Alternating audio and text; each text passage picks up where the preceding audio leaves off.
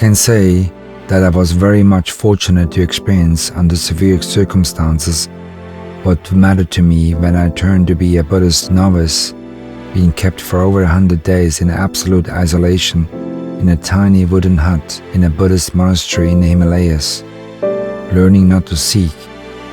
That made me understand the purpose of being, giving up anything I had to understand purposelessness. I think there is a great deal of misunderstanding about being real and authentic to oneself these days.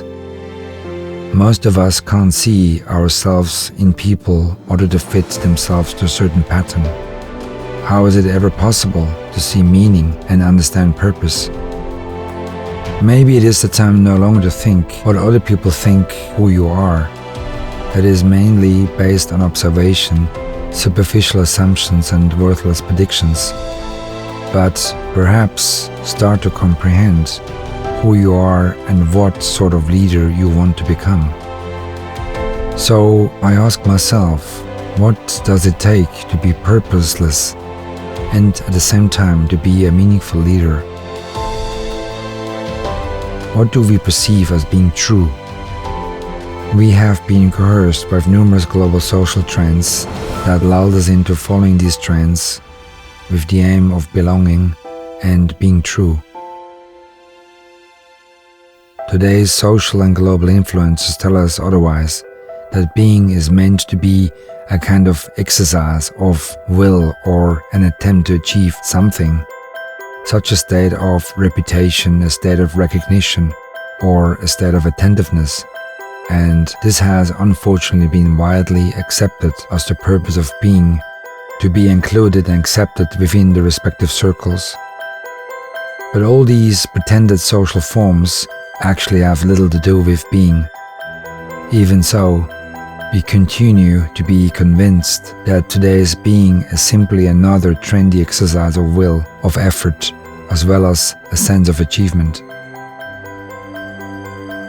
Perhaps it is, at our deepest comprehension, a sense of not becoming at all, a putting away of all self-centered activities. So, being is not to separate something from our day-to-day routines, but to confront, to accept, and to trust as things are. Anything else would be to escape, a notion that today's is widely cultivated and accepted.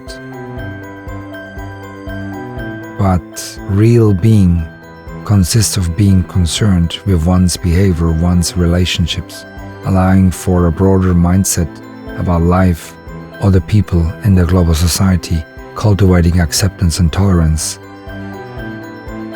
In fact, what we have created today is a definition of the being which is manipulated, unethical, immoral, and very corrupt. Most feel proud to take shortcuts, to overachieve and announce to the rest of the world just how great they are, as they are eager to be driven by ego. Being, to the contrary, is a state of understanding of oneself and one's relationships in a much broader circumstance, which does not abide by self-centeredness, an escaping of acceptance and boredom and superficiality, to inquire about oneself with no illusions or motivations other than to accept and to trust oneself. In other words, without self-deception, without imaginative theories, and without seeking escape routes. It is simply about the nature of our inward thinking. Why do we do the things we do things?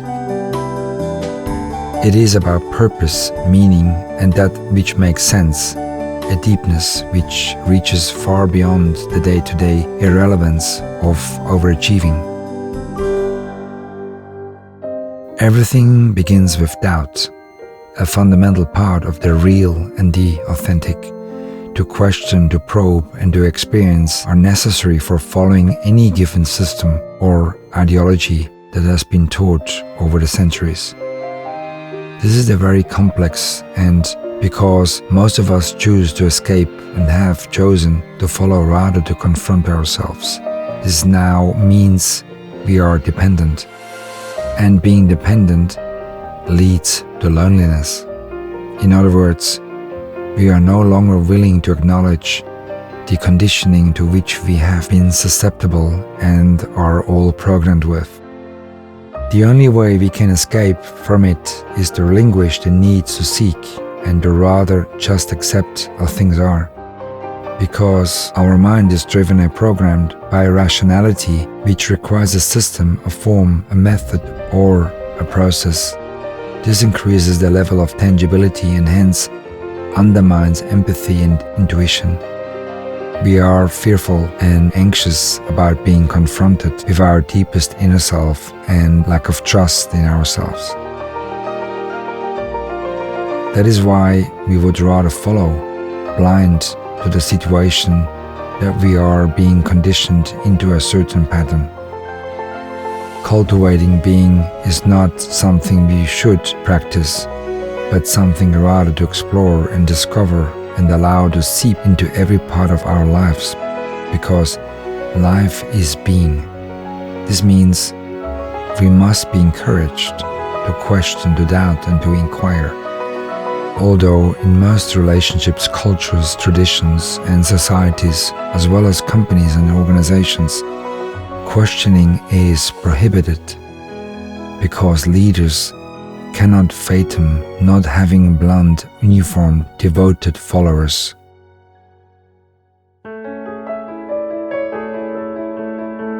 The fact is that we accept authority. We are quite comfortable with not being accountable, so we leave authority in the hands of a few who manage to enjoy manipulating the rest of us. We have finally realized this, so authoritarian leaders use any methods to protect their influence, authority, and power, and to continue protecting their status quo. And escapism is widely promoted by a majority in society, so much so that this has become the 21st century's heroism. Belief implies a sense of security. But what sort of security? Believing in ideologies and not in our inner security has created a duality that leads to social division and increasing conflicts. Why can we not just seek to just be? Or is it just another trendy slogan we have accepted that is human nature to be dependent? As long as we escape from the nature of questioning why we live the way we do, we will carry on accepting that we are simply being the way we are, without exploring why we keep dominating others, why we keep controlling others, why we keep conditioning others, why we keep seeking more and more. So most of us prefer to be instructed by others on what we need to do to avoid any confrontation with our inner self. Instead, we could try to require the constant discovery of our consciousness and avoidance of mechanical process as we dig further and deeper into our inner self to find the content of who we are, our fate, our beliefs, our outcomes, our understanding, our acceptance, and our considerations, but also our fears, our anxieties, our pleasures, and our illusions that build our consciousness. The result of this is that everybody wants to do what each wants to do. And if we feel we might fail to prevail, then we increase the pace, the complexity, the expectations towards others, all in an effort to protect what we have. We call this enjoying a free, happy life, or simply being, but which actually stirs social unrest and social inequality. Unequal status quo and its unbalanced social conditions are one of the primary factors of global unrest, heavily ignored of course, by those who are dominating, because people spend their time protecting what they have, not reaching out to others.